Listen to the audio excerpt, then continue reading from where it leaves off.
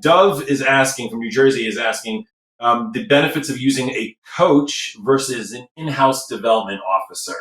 What's the priority? Obviously, different scenarios call for different recommendations. It's not a one-size-fits-all approach. But what's some of your thoughts on this? I mean, obviously, I have my own opinions, but I'd love to get your take on in-house versus a coach. Someone on the Yeah. outside, and Yeah. thinking from a donor-centric, the donor relationship side.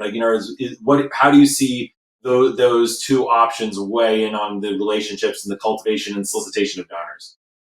Yeah, so I have a couple of thoughts on that. I think, when you have people in house, they're in there for a reason. A lot of times, it's because they're successful fundraisers, but it's also because they're really good and they have a value and meaning to that particular mission.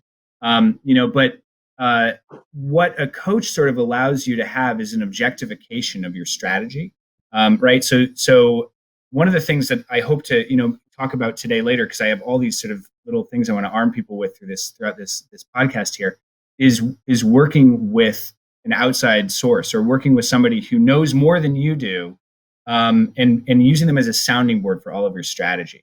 So internal people are great for this, but if you're the only development person or only one of two or three who's been there for a while or maybe doesn't have a lot of that extra experience, being able to talk to somebody who has a wealth of experience in different situations, even if it's not more years of experience under their belt, but it's just varied situations where we've had 1,000 donor visits or things like that.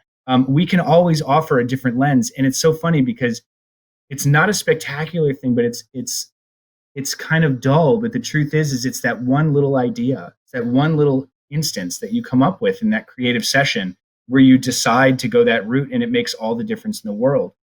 Truly listening is really something that takes multiple parties to think about. It's hard to absorb somebody one-on-one and truly understand what they're saying.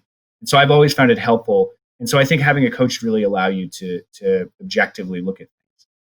Yeah, I definitely agree with that. I think the other thing to consider is, a donor wants to get approached by somebody who represents the mission, right? Now, the number one compliment a fundraiser gets is, I see you believe in what you're doing, right? Like it comes out of every fiber of your being. You're animated, you're excited about it. And then the donor, or prospective donor, gets excited about it. They want to be a part of it. So I don't think a coach can replace that function, right? So when you're talking about somebody that's dealing directly with donors, nothing will be better than having somebody who works for the organization full time, represents the organization, can say, I am that organization.